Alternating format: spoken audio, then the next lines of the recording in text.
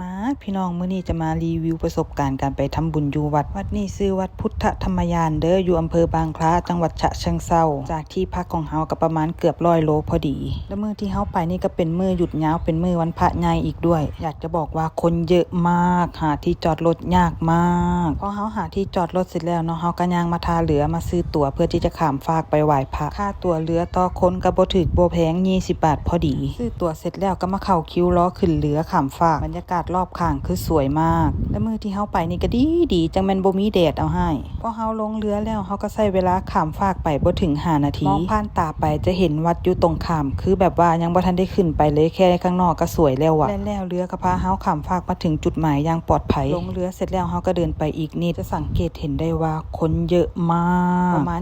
75% นั่นเป็นพี่น้องประเทศเพื่อนบ้านเขาพากันเหมารถบัสมา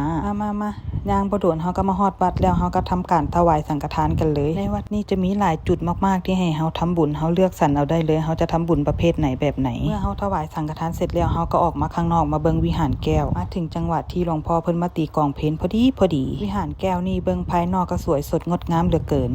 แต่ข้างในก็สวยสดงดงามไม่แพ้กันข้างในเต็มไปด้วยแก้วระยิบระยับบ่รู้จะชายตรงไหนเลยอ่ะคือแบบมองไปทางไหนก็สวยมากดังเราได้เข้าไปอยู่ในวิมานแก้วบุ้ยถ้าใครมีโอกาสอยากให้ได้มาสักครั้งนึงเพราะว่ามันสวยจริงๆนะพอเฮาเยี่ยมชมข้างล่างเสร็จแล้วเฮาก็จะขึ้นมากราบพระข้างเทิงอีกทั้งวิหารแก้วชั้น2นี่สวยมากจึ้งมากไม่แพ้กับชั้นล่างเลยแหละคือแบบว่าสวยแบบไม่มีที่ติแต่ถ้าใครจะมาแนะนำให้มาวันธรรมดาจะดีกว่า